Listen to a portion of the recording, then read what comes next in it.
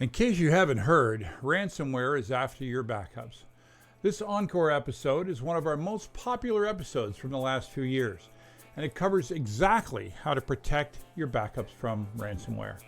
Why attackers are exfiltrating the data before they even try to encrypt it, what real immutability looks like, who should have root access, and the questions that you need to ask your backup vendor before you give them your data and trust them with your last line of defense.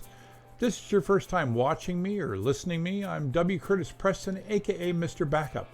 I've been obsessing about backup and recovery for over 30 years now. If that's your bag, then I'm your guy. You're not going to find anyone that cares about it more than me. Ever since 1993, when I had to tell my boss that there were no backups of the database that we had just lost. Now I've written 5 O'Reilly books, a blog, and a podcast. Here we turn unappreciated admins into cyber recovery heroes. This is the Backup Wrap-Up.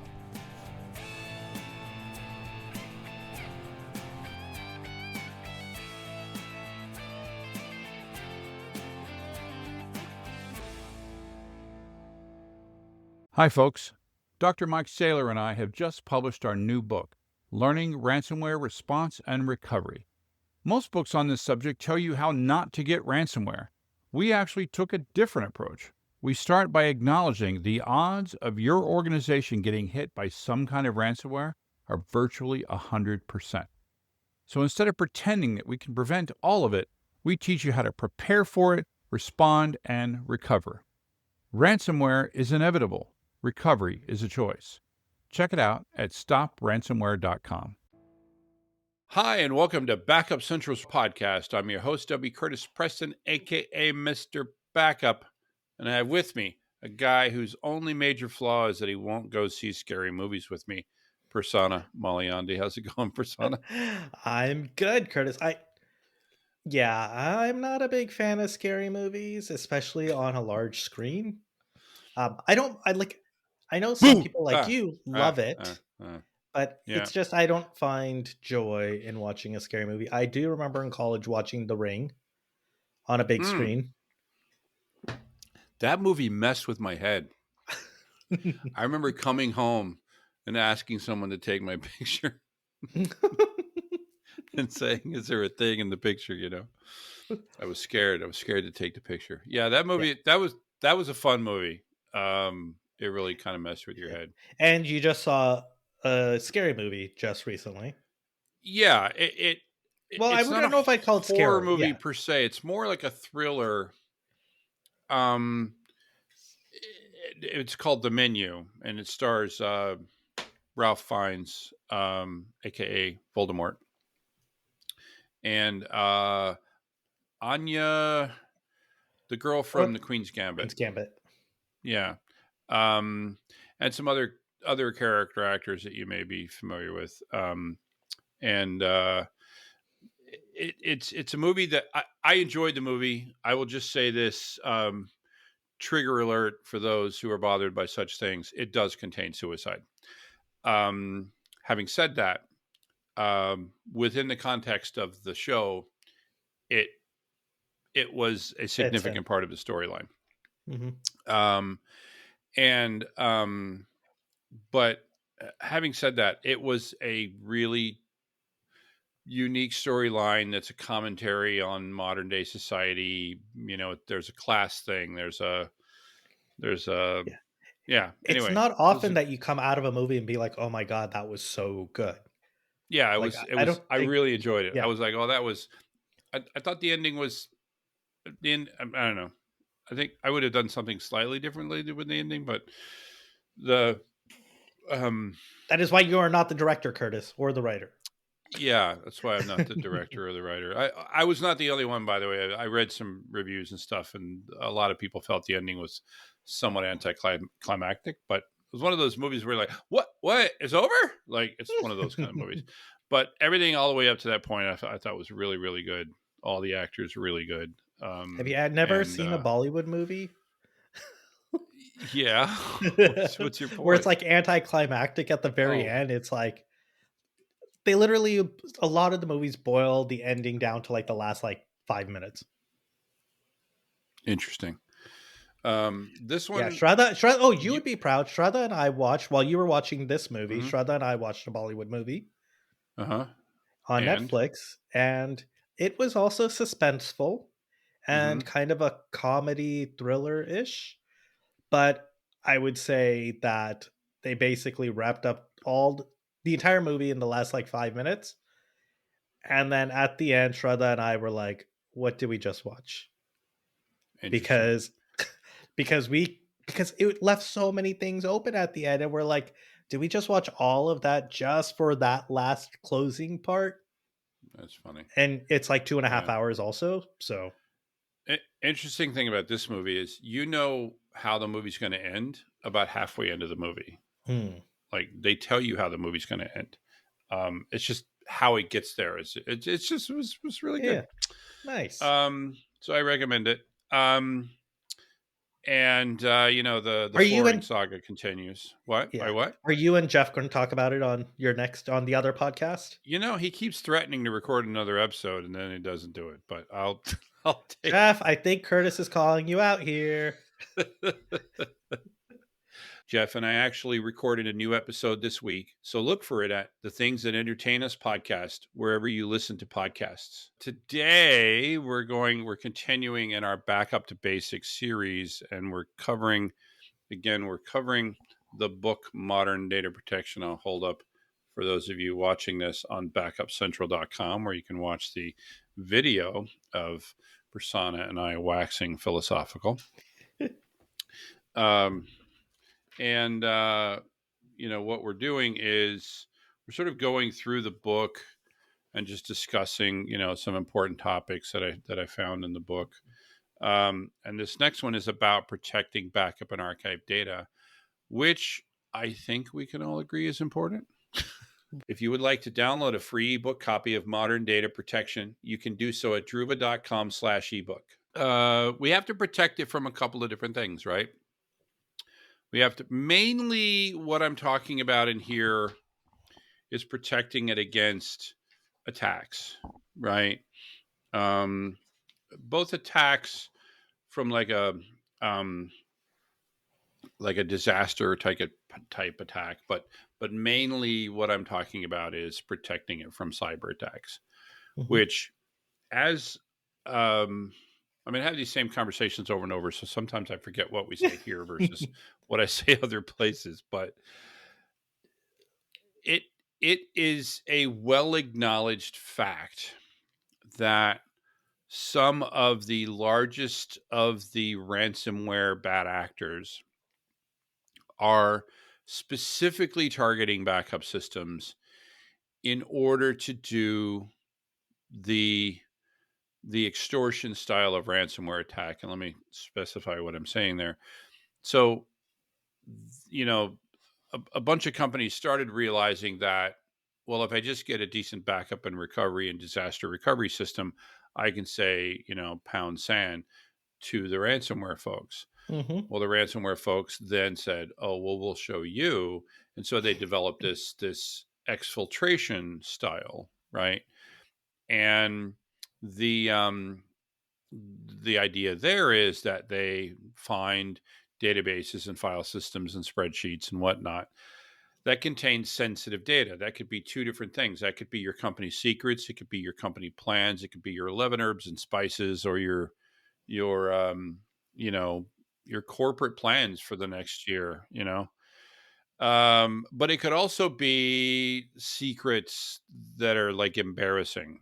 I think the best example of that, and I know we've talked about it, is the Sony attack, Yep, this is the where one they where did. someone broke into the movie studios and got a bunch of emails talking about scripts and actors and all the rest of that.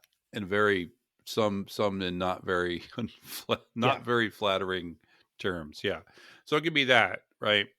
But the point is, there is no way to protect against that once the data's out. Yep.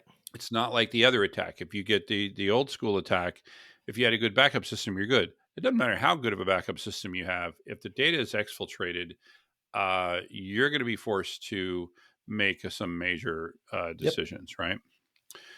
So, so what these ransomware groups have started realizing is that they instead the people are starting to harden their primary environments, right? Hmm.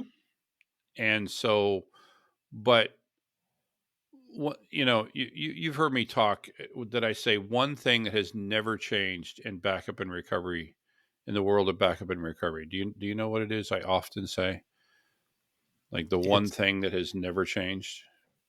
that the junior person is always responsible for backups and recovery. Well, that is technically a cause of the thing that has No one never changed, and cares that is about. no one wants to do the backups, right? Yeah. No one wants to raise their hand and say that they want to be the backup guy. So why does that matter? Well, it's because it means that it ends up being an ignored system, Yep. and as a result, it means that it gets ignored by everyone, including the cybersecurity folks, Yep. right? They're like, ah, that's just a And system out up in the corner. It's fine. We don't care about yeah, it, except it contains all of our data. yeah, and depending on how you handle things like encryption, they may be able to unencrypt said backups and Hmm. then get the keys to the kingdom. Yeah. And like you were saying earlier, Curtis, the fact that a lot of people focus on production systems, harden them, but they may not always be considering these backup systems. Right, right, right. Easy target. Easy target. And so you need to not be such an easy target, right? Yeah. It's like the old joke about two guys crossing a field, and they see a bull, and the guy says, can you outrun that bull? He said, nope, I don't have to. What are you talking about? All I have to do is outrun you. Rod you. so so you just want to be less of an interesting target than the person next to you. So the first thing that we talk about in terms of protecting backup data is encryption, Yeah. Which which everyone go should ahead. be doing. Like if you aren't doing encrypting your backups, I don't know what's wrong with you. Like even if it's not encrypted, honestly, like that Tell should us what be you your really think, default. No. Prasanna. No, because encryption isn't some heavyweight thing that it used to be, right? You don't have to go physically encrypt your data as it comes out. You could do disk level encryption, right? There's so many ways you could leverage encryption to fit into your environment. It should be a no-brainer that all your data at rest is encrypted. And in a lot of companies, right, if you want to be sort of like, what is it? If you want to look at HIPAA readiness or other things, right, other regulatory obligations, a lot of them say all your data at rest should be encrypted. Hmm. Well, um I do think backup data should be encrypted for this very reason, right? And I'll give you different reasons for the different things, right? So if you got a backup server on prem and you're storing your backups on a file system, an NFS mounted file system, then if they're unencrypted, Everyone has anybody, right? access. Yeah. Everyone has access to those backups. And a lot of these backup products, they offer, like, to so some of the backup products store the backups not in a backup format, they're in native format, so you Hmm. can just mount a disk, right?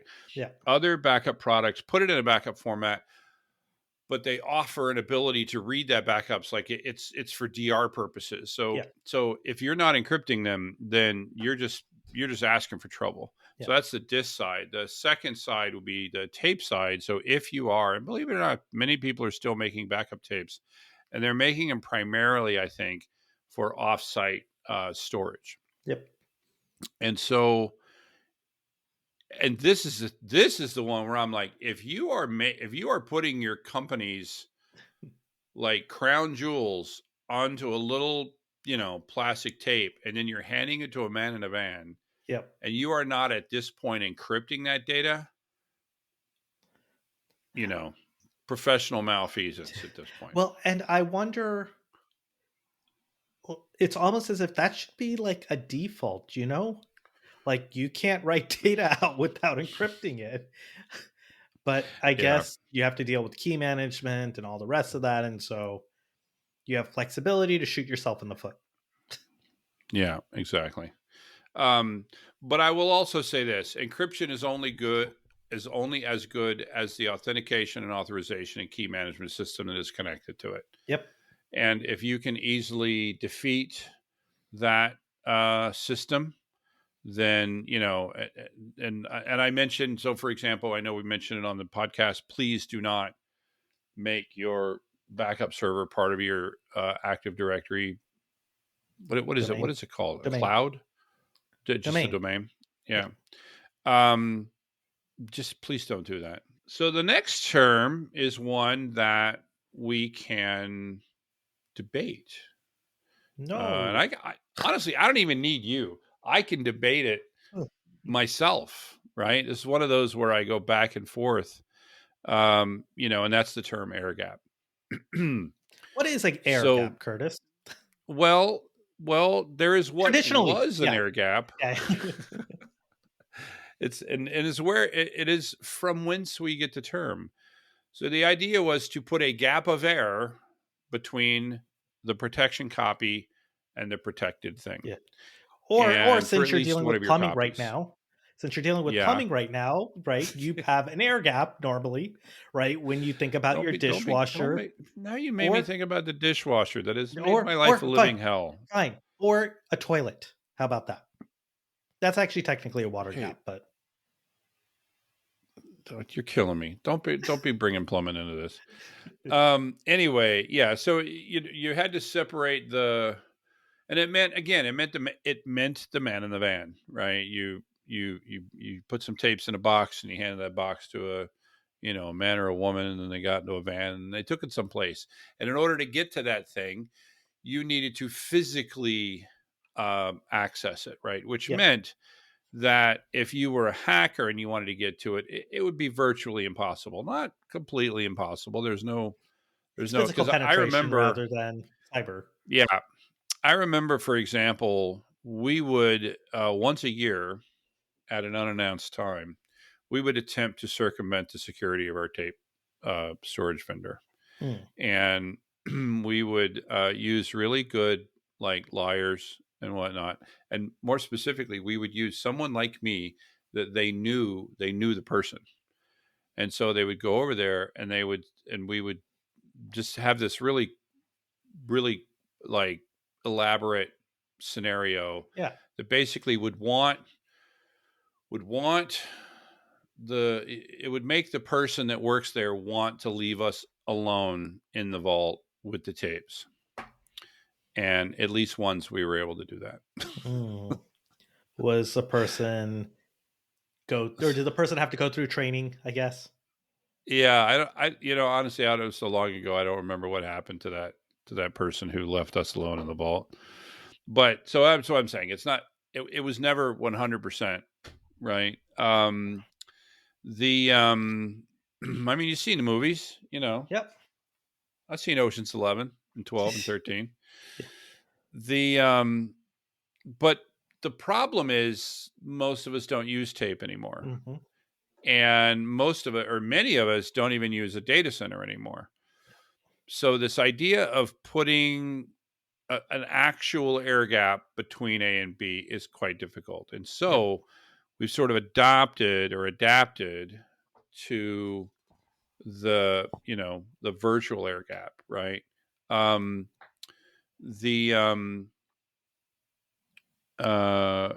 So this is separated in as many ways as we can. I don't know. You want to talk about that? Yeah. And I think we talked about this on the episode about backups, or maybe it was restores, but it's, even though they are available online, right? That second copy. So it's not the same as having that tape in a vault somewhere. You want to make it as close to that as possible. And we totally get that you still have to have connectivity, right? It's still going to be up, but can you lock it down? Can you basically make that target as inaccessible as possible, and to prevent it from being attacked by, say, someone gaining access to your backup source, right? And now they have access to your vault. Some of the examples are, if you're backing up in the cloud, right? Put it in a separate account. that no one has access to other than whatever is transferring the data, right? Make it in a different region so it's not easily accessible. And there are many, many, many other things you could do as well, but those are just some of the examples. Yeah, I like, if we're talking cloud, I like the idea of putting it in a different region and a different account, right? Because we're not just talking about hacking. We also need to think about like disaster recovery and things like Yep. that, right? So again, OVH cloud, we don't want to have that happen to us. So we want to make sure that a copy of the backup data is well far away from the thing that it's protecting. And yeah, separate account in an account with much more limited access. Yep. And you can consider using immutable storage, but we're going to talk about that later. But essentially, this is we separate it as much as possible. This is why one of your previous employers, Data Domain, right? And all of those things, they would always talk about replicating to another data domain. And I always remember thinking, well, if I'm replicating to another data domain, it's essentially like, in order to do that, I got to have it in the same like LAN, right? Or at least or it's going to WAN. look like it's in the LAN, Yeah. right? Well, so that's why they actually introduced a feature specifically talking about data domain, right? They did, Their yeah. cyber recovery solution Mm-hmm. that allowed for writing to a lockdown data domain that didn't have access from anywhere else. And going back to the point you were talking about, Curtis, okay, is it on the network and I can connect to it? Then doesn't that make it open? And so what it would actually do is shut down network ports right outside of your backup windows such that it's not available, or at least your attack surface is reduced. Could you delete the backups? Could you delete the backups once you send it to it via the backup interface? Typically, no. Okay, because that would be an important part, Yeah. right? It would also replicate like your backup environment, right? So you'd have your own backup server in that vault, if you will. So there's no connectivity to anything outside, because if there is, then you're just open to risk. Right. Yeah. So I've got a list here on virtual air gap here. So I talk about disabling or impairing RDP. Why does that matter? So many ransomware issues have happened because RDP, Oh, which what is is remote RDP, by desktop the way? protocol, Thank you. right, which is how most people connect remotely to a Windows client. Most people forget to turn it off, or they leave it on because it's just easier. They don't need to physically connect to it. The only downside is it's a big attack surface, and there are a lot of exploits using RDP. And so when you enable RDP, you're letting yourself or leaving yourself open to hackers and other exploits coming in, which could then move laterally across your network and take out other pieces of your environment. Yeah, there is a way to automate sort of disabling and enabling RDP, like on a large scale. I also talk about putting it in a different operating system, right? Not using the same operating system for your backups and your primary, Yep. if that's possible. I know that there's a lot of big Windows shops and they use Windows-based backup servers. I don't think that's a good idea.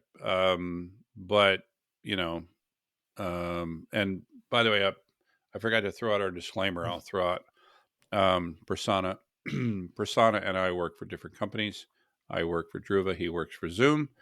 And this is not a podcast of either company. This is an independent podcast. And the opinions that you hear are ours. And be sure to rate us at ratethispodcast.com/restore. And if you'd like to join the conversation, you want to talk about what's going on in your world, whether you're an end user. If you're an end user, we really want to have you, real people that actually do backups out there in the trenches. Do you You're miss it, it, man. Curtis? No.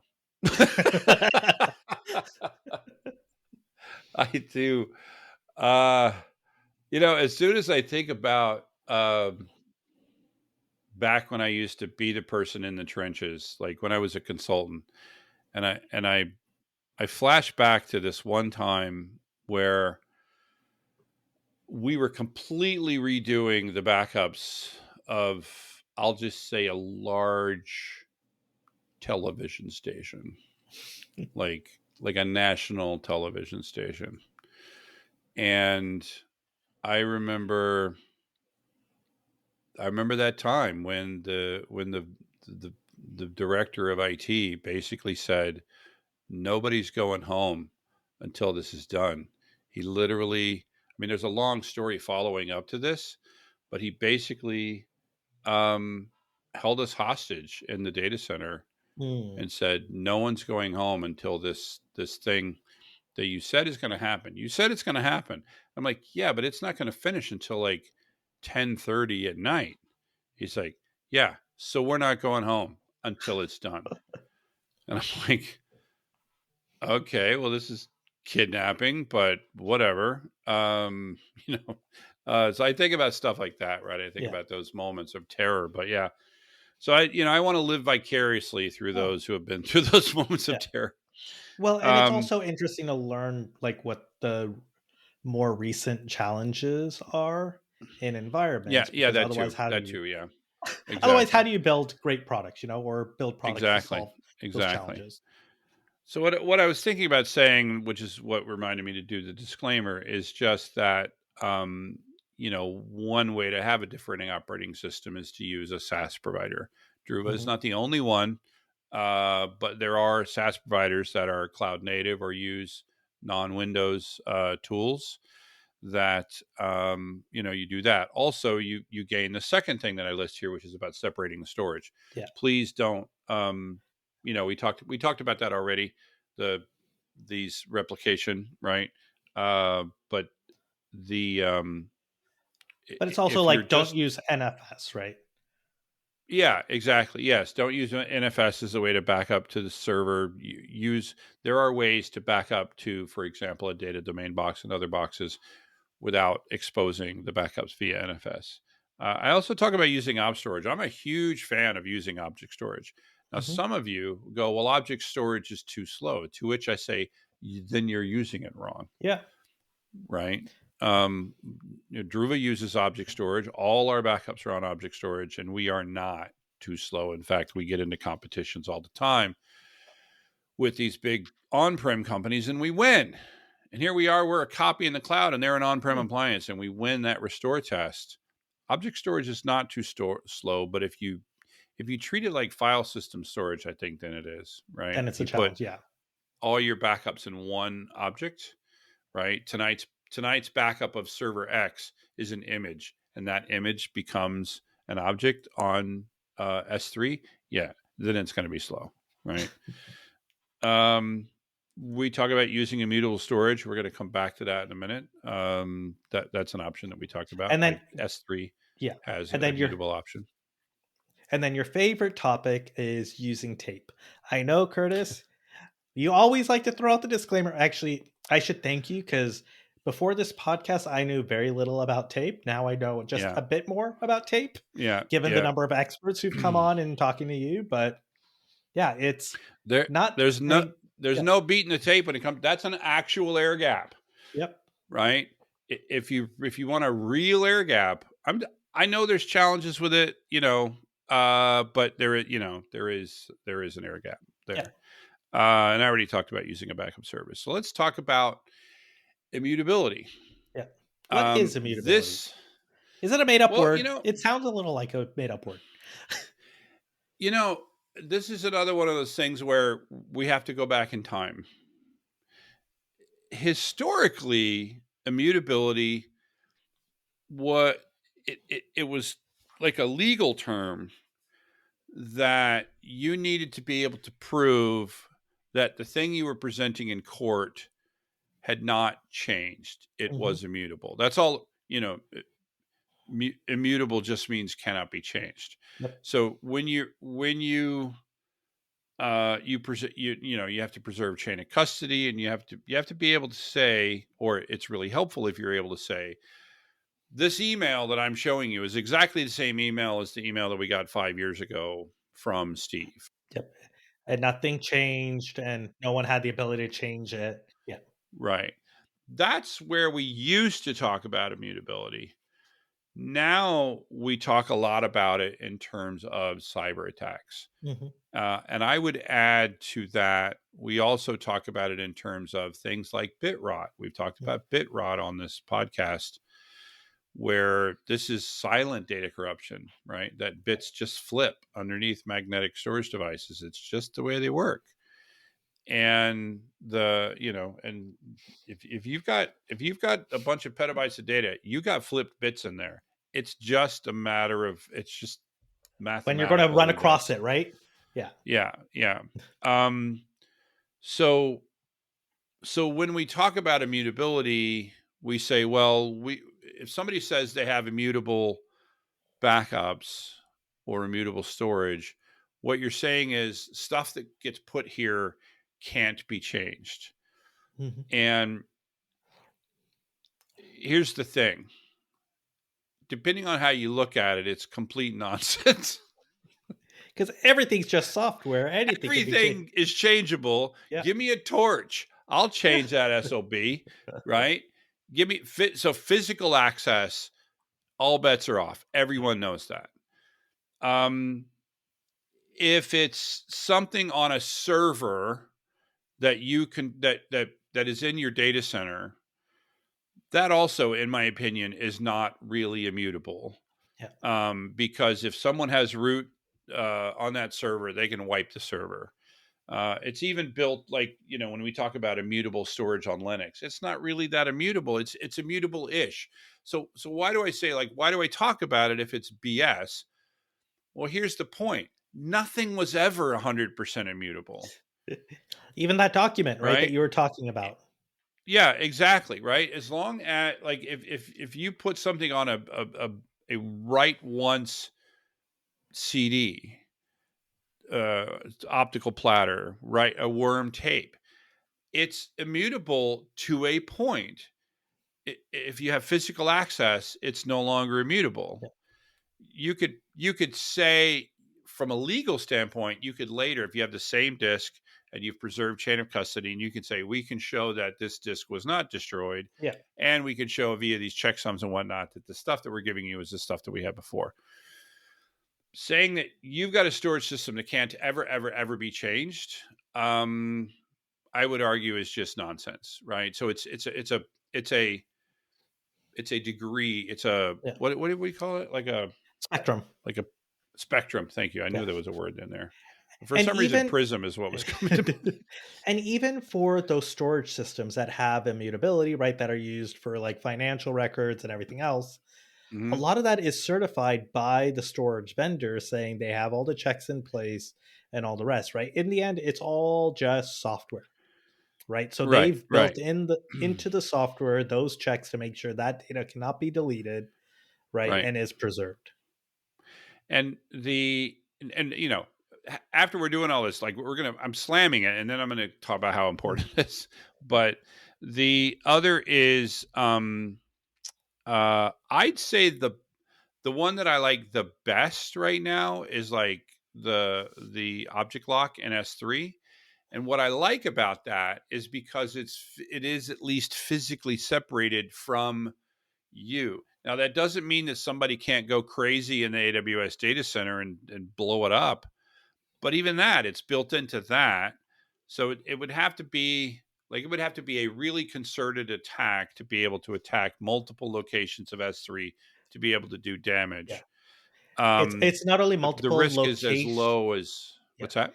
It's not just multiple locations of S3, but also they have to attack your primary site as well. So everything needs to be coordinated across multiple Right. vendors and Right. corporations, which will probably have their own security practices, etc. So this is that spectrum, right? I'd put that and write, worm tape, write once, write once, read many tape, Hmm. and then and optical I put that on one end of the spectrum. On the other put at the end of the spectrum is, I would have unencrypted backup stored on a NFS mounted storage system behind a Windows backup server. Yep. You- that's your spectrum. So we want to be closer to this end than that end. Yeah. right? But there are some Nothing is ever downsides. perfect. Yeah. Yeah, And go there are ahead. some downsides to immutability too, right?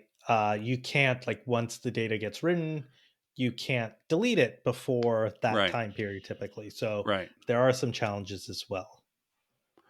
So, so what we need to do is we need to.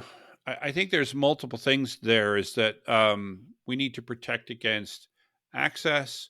We need to protect against change, deletion, corruption. Um, uh, what was I talking about? Bit rot, Yeah. right? So there are vendors out there that they're like, well, we have a append only file system, and we and we have data lock on the Hmm. backups, and so they say we're immutable, and I'm like, okay, and they say, because they're saying that, like, you can't encrypt the backups with a ransomware attack. Yep. And I go, that's good. That's farther. That's closer to the other one than the other ones. But it's like, well, what about other things, right? What about other types of attacks that attack the operating system itself, right? If you gain privileged access to that server, Yeah. right? And I want to clarify though, what you're talking about is someone who's written their own file system or is leveraging a file system Yes, on top of a standard server. yes, Okay, not a storage appliance, because I think that's a little bit more, that's like further along in the spectrum, I would say. Like a yeah, purpose-built storage appliance. Higher yeah. tier. So Yeah. okay, so we got a couple different types of backup servers here, right? So we Yeah. got the purpose-built backup appliance of Mhm. various Flavors. shades, Yeah. flavors, sure. Um, and I would put them more immutable, right? So immutable is supposed to be a binary Yeah. condition, but I don't see it as that, right? So I put them as more immutable than I bought a box, I install Windows or Linux, and I install my favorite backup Yeah. software. Why do you feel that way? I agree with you. Why do you feel that way? I feel that way because when it comes to that appliance, typically there's more things locked down, there's less configuration options, right? It's kind of purpose built for that reason. Versus Right. when you're rolling your own, you have to worry about all those dependencies. What flavor of the OS are you taking? Are you running through all the security patches? Are there any nuances in the way it's being deployed today that leads to security vulnerabilities and things like that? Yeah, exactly. And when you update those appliances, you update an image, which updates everything, Yeah. versus if I have a Windows box, I got to update Windows or Linux. I've got to And make then the sure that backup I'm software. following the new security. Then you got to update the backup Yep. software. So yeah, these are, and I would say I would say that the appliances are more immutable Yeah. than the build your own box. Yeah. And but I'm just going to say that if we're talking physical access, I'm going to put a service like S3 or a service like Druva that's up in the cloud farther down the immutability spectrum than a server that is sitting in your data center. Yep. And I think Um, it's important because everyone is now doing virtualized, right? It doesn't matter if it's a physical server or a virtual server. Anything that's running on your yeah, infrastructure or in your right, infrastructure right, is less secure in that immutability spectrum. yeah. Um, the Yeah, I put in the book a lot of things are mislabeled immutable.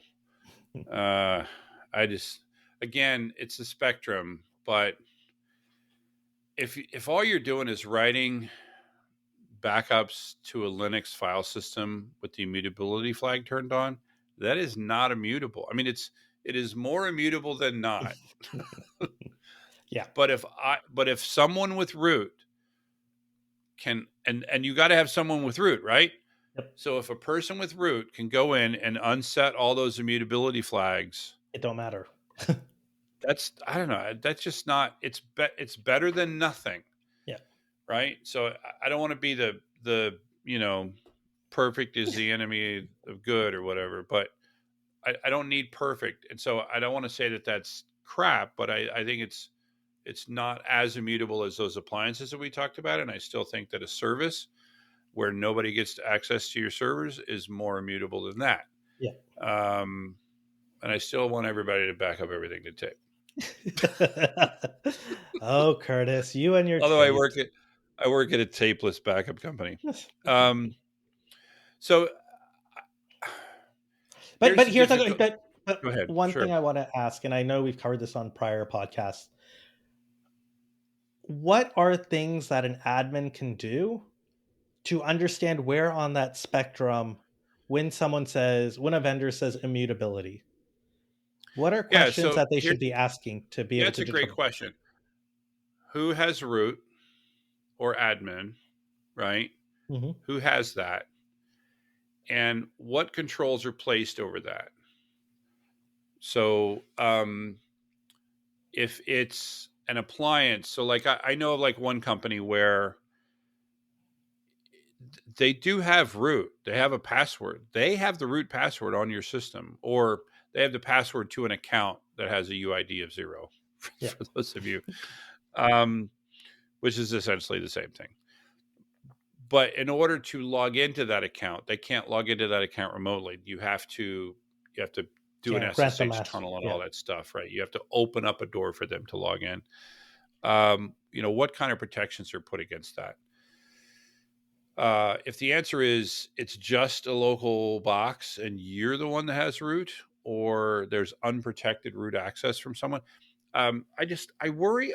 Well, you know, so if you or anyone in your place has root, that's not very immutable. It's better than nothing, Yeah. but it's not very immutable, right? If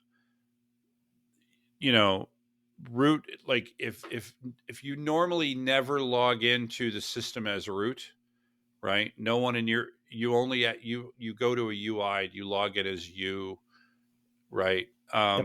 And there isn't direct root access by anyone, and the only way you can get root access is you do this SSH tunnel thing. That's more immutable. I Mm-hmm. like that better. But again, if you don't know this already, you still have to do physical security against that box, Yep. just like Exactly. you do every other box, right? And then you ask a lot of just ask a lot of questions. What happens if? So, for example, I'm currently wondering, because I haven't found a good answer online.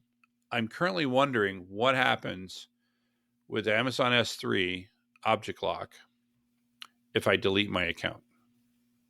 I don't think they'll allow you to. It depends on what type of object lock you're using, because there are two I know modes. what you're saying, Yeah. right? But if is it the compliance mode? It's the more, Yeah. yeah. So assuming I'm using compliance mode, Oh wait, compliance is RLC RLG. I think compliance is less and governance is more. Or is it the other way whichever around? it is, Yeah, whichever way whatever. it is. I think it's the other way around. But anyway, so I'm using the more strict one, and my credit card stops working. Right? It's not like they're going to keep my storage forever. When you say they won't let you delete it, well, I don't have to delete it. I'm just going to have my credit card not work anymore. Yeah. Right? What So like you happens said, it's there? not protected in all scenarios, right? Right. I don't know what the answer is. I am curious. I actually I keep forgetting to do this, but I want to go create an Amazon account, separate one, Mm-hmm. put some object lock stuff in there. Not a whole lot, just like 90 days or something, Yeah. but like a couple of gigabytes or something. And then go delete my account and see what And see what happens. See if happens. they let me delete the account. Yeah. I did read something somewhere that there is this like 30-60 day time frame. So again, that's still better, because I'm assuming that if you're using Amazon S3 You don't want to and go by. Yeah. or any of the other folks, you're gonna know that somebody deleted your account. Yeah. Right. And I know what I would want you to ask is, what happens if someone gets through someone? So I was just seeing a thing that said that it's like more than half of hacks are through compromised credentials. So what happens if someone, you're a backup service. What happens if someone gets a hold of my admin credentials and is able to circumvent MFA? Yep. What how much damage can they protections do? do you have against it? Yeah, how much damage they can do? Can you undo any of that damage? Et cetera, et cetera, et cetera. I know that if we go back in time, let's say 2 years ago, I don't think Druva had good answers to that question. Yeah. Right. I remember being in those meetings and saying, hey, we need to address this. We Mm-hmm. have addressed that. I think we now have really good answers to those questions. But if you're not using Druva, does your vendor have good answers to those questions? I don't know. Right. So come up with worst case scenarios. And that one of compromised admin credentials, whether you're talking a service or so, like, for example, I know that like Druva has data lock, Rubrik and Cohesity have data locks. Mm-hmm. I know that with them, if you compromise credentials and you log into them and try to delete, if you enable data lock, you will not be able to do so. Mm-hmm. Right. So what is your vendor's answer to that question? Yeah. And then also ask them about bit rot. What are they doing about bit rot? If they're using object storage, I feel better because object storage will automatically detect bit rot happening underneath. Yeah. Because it will change the hash and somebody will be like, hey, well, not somebody, a program will figure it out. I think bit rot is rare, just for the record. I think it's rare. Like totally rare. Uncorrected bit error, right? Yeah. But it's still bad when it happens. Not a problem. Yeah, and the problem is when it's silent, that's the worst. Exactly, that's the worst. All right, well, enough about protecting backup data. You got any final thoughts? Well, I think we covered it all. I really like virtual air gaps, but that's just me. I like the old school air gaps, but it's really hard to do those these days. All right, well, thanks for listening to us. The Backup Wrap-Up is written, recorded, and produced by me, W. Curtis Preston. If you need backup or DR consulting, content generation, or expert witness work, check out backupcentral.com. You can also find links from my O'Reilly books on the same website. Remember, this is an independent podcast, and any opinions that you hear are those of the speaker and not necessarily an employer. Thanks for listening.